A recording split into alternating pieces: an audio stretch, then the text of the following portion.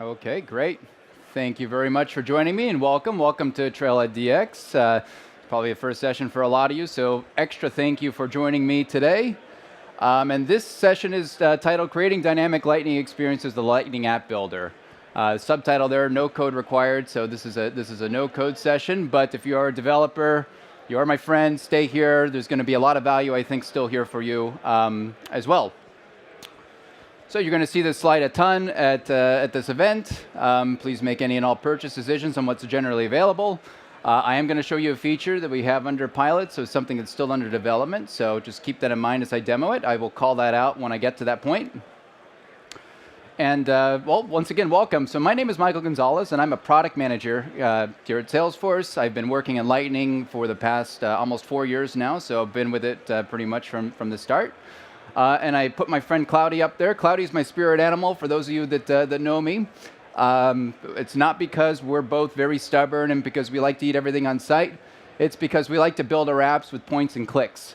Myself, I don't have a code background, so I'm not a developer by trade. Cloudy has hooves, and code writing doesn't really work out too well for her. So our tool of choice, though, for app development is going to be the Lightning App Builder tool.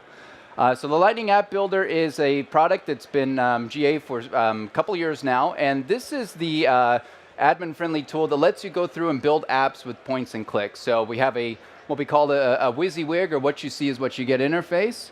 You can drag and drop elements onto the page. You get a live preview of what that page looks like as you build it out.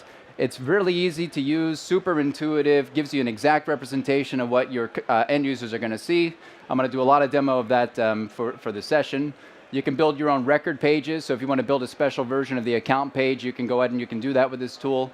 Build your own home pages, so if you want to have a home page and you want that to be unique for different users, you have that ability, and the tool lets you do that.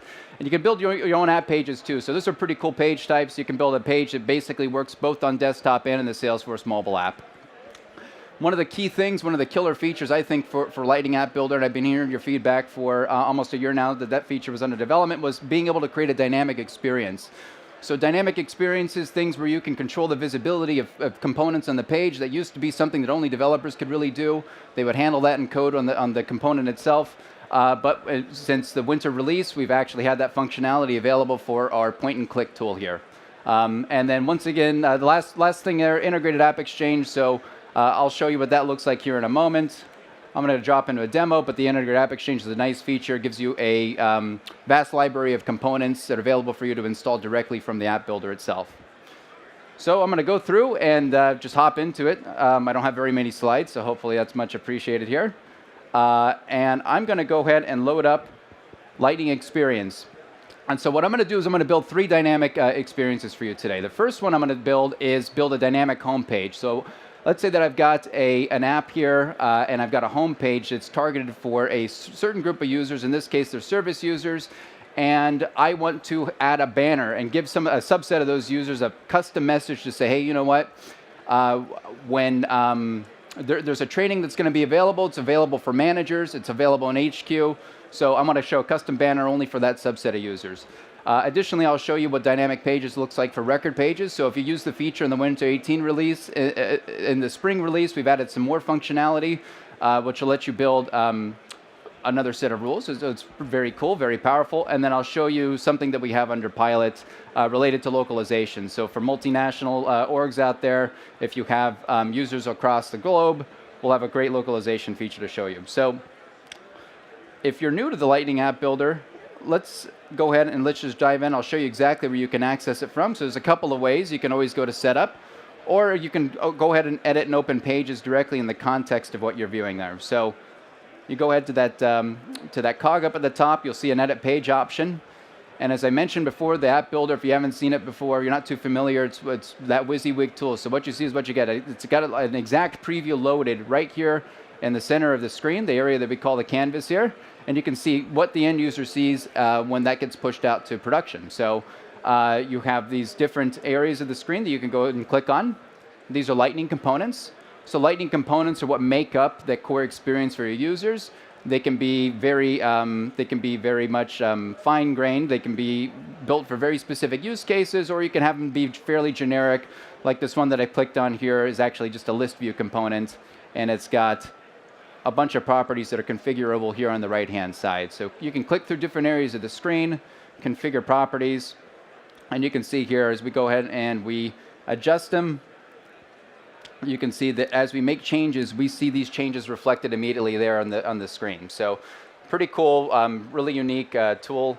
And like I said, we're just trying to give you the best representation of exactly what your end users see. On the right-hand side here, these are the Lightning components. So these are the components that I can add to the page. I'm going to zoom in here, and I've got different types of components that are available to me. I have standard components, which are the ones that Salesforce builds. I have custom components, so if I have a developer that I work with and these components are only going to be made available for this org, I can go into the developer console, have those created, and have them visible here. And then there are custom managed components. So these are components that come from the App Exchange.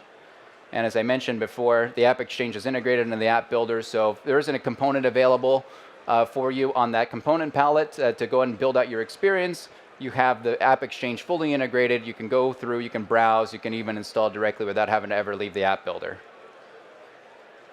And so let's go back, and now we've got this home page, and as it's configured, this home page is what every user of this particular app is going to see. And what I want to do is I want to target a subset of users. And so the way I'm going to do that is I'm going to add that banner. So that banner for that management training in HQ. Let's go ahead and create it. So I simply drag and drop, and you can see on the right-hand side, these details on the properties have changed. They've updated. I go ahead and I'll just enter my message there. So reminder, manager training in HQ. You can see that banner there still needs a little bit of work. Let's go ahead and blow it up. Let's make it a little bit more visible. And once again, as I go through and I start making changes and updates to these component properties, you can see that updates right away there in the canvas. So now I know exactly what those end users are going to see. So the next part is to add the rules. So I've got that banner ready to go. I think it looks good. I've got a lot of different users that go in and access this app, but let's go ahead and let's target the users that I want. And we're going to do that by adding by using the dynamic pages feature. So every component, whether it's standard, whether it's custom, or whether it's one of the managed ones, you have this option available to you to add a rule to it. And what that rule is going to do is basically just say, hey, when these criteria are met, show me this component. If the criteria aren't met on the page, then don't show this component. So it's pretty simple. So just controlling the visibility of when these things should show up. So I'll go ahead and I'll click there, the Add Filter button, and I'm going to add a couple of filters to it. So I hit the select button, I get the select field option. If you've used Process Builder, I think this experience is going to be very familiar to you. The great thing about Salesforce and working as a platform across teams is we can reuse pieces that are familiar for our users. And what I'm going to do, I'll go ahead and zoom in, is I'm going to go ahead and start building my first role. So what I'm doing is I'm going to the user object and I'm saying, okay, when these fields in the user object are actually meet the criteria, show this component. So pretty simple rule. I want the is manager option first because I only want this banner to show up for managers. I'll hit done. And when that value equals true, show me this component. And let's add one more filter. Let's say that since we have a lot of different office locations, let's go ahead and add one for the location of that particular user. So I'm going to go ahead and just type in office location, location there, office location. And you can see here when that value is equal to HQ, I have a drop-down list because that's how this particular field is configured, so I have all the options there. So there, I've created a rule. When the user is manager is equal to true, when the user office location is at HQ, when all the filters are true, saying show me this component, I'll hit save. And let's go back and let's go and see what this looks like. And just make sure it's saved. Okay, let's go ahead and see what this looks like for us in production. So I've gone ahead and I pushed this out, and you can see, whoops, that banner didn't show up. Well, there's a good reason why it didn't show up in this use case, because myself, as the admin, I've gone ahead and let's take a look and see if I meet the criteria. So I don't have that is manager checkbox checked, but I am located in HQ. So I shouldn't see this banner by the way that I set it up in the app builder. But let's go ahead and let's just use the login as feature. And let's log in as another user, and let's check and see if this particular user that we know has the checkbox checked and that value set to HQ. Let's go ahead and see and make sure. Oh, there we go. Reminder, manager training in HQ.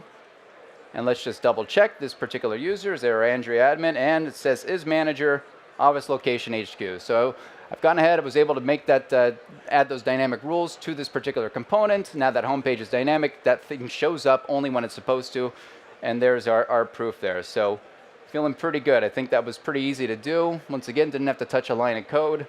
Cloudy could even do it with her hooves. Let's go ahead and close this out. And let me jump back into that page. So pretty simple use case, but I think it's also very powerful. So now you can go ahead and you can target the users the way you want. And that's something that's available now in production, so that's generally available. So you have that functionality available to you. The next thing I want to show you is a dynamic record page. So I'm going to go ahead and click into this. And one of the neat things, if you've used App Builder in the past, now we have a page drop down. So in order to be able to navigate between pages, instead of having to go back into setup or back into production each time and hit that edit page button, you can actually see the lost modified pages there. So whatever you've been working with will show up there in that list. And in my case, I was working with this case record page. So this is the case record page. What we've done is we've made a couple of small customizations to it. The one that's easiest to see is we have this VIP component.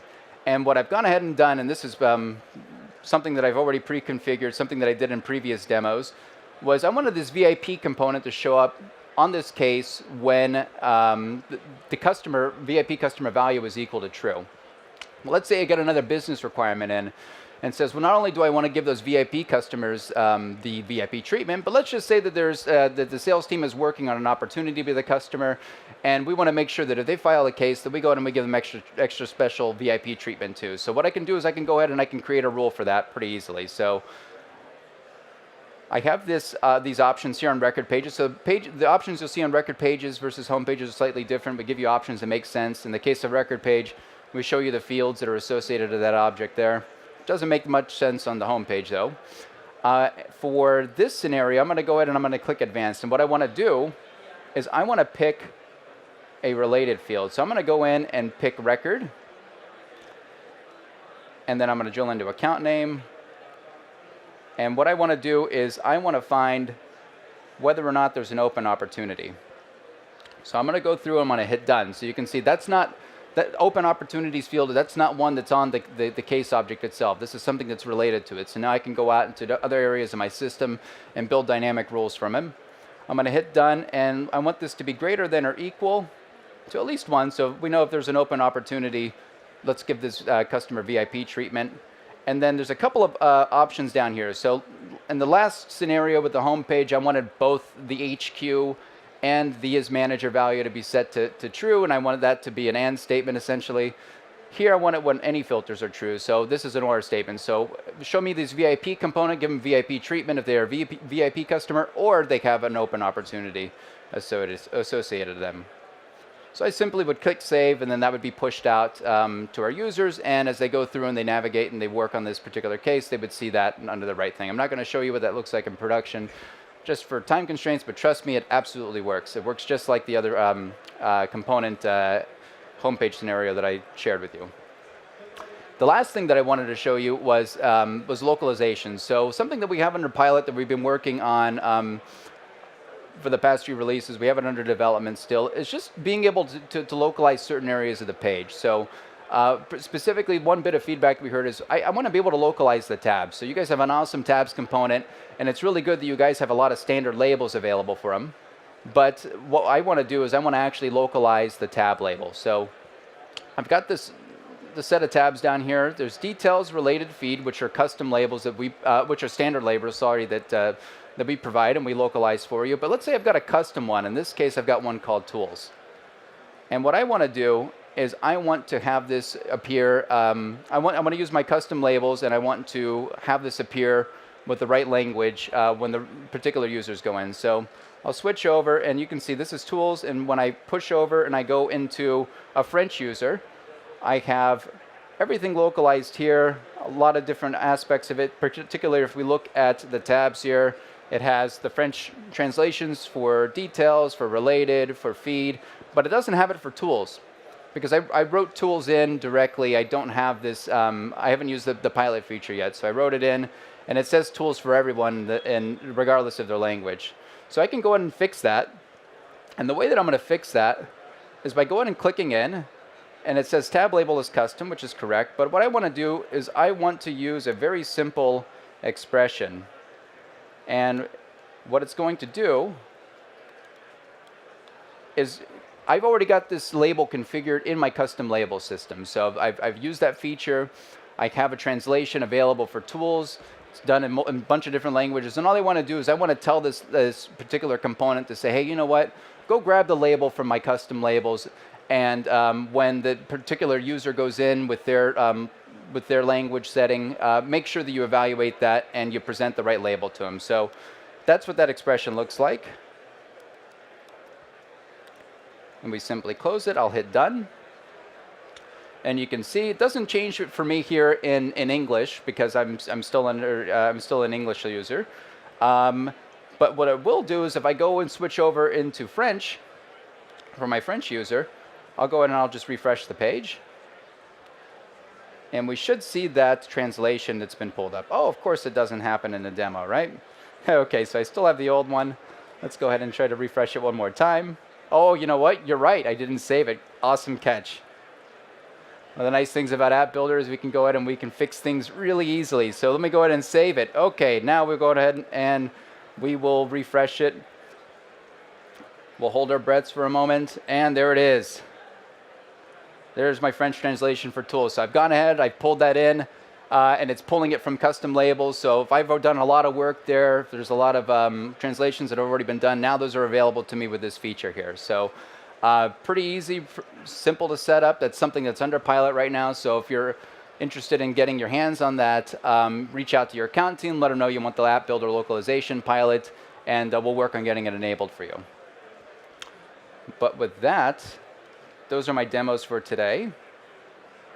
I'll go ahead and play from the current slide. And I'd like to thank you very much for sticking around and joining me for the session today. And I'll be around for questions. Thank you.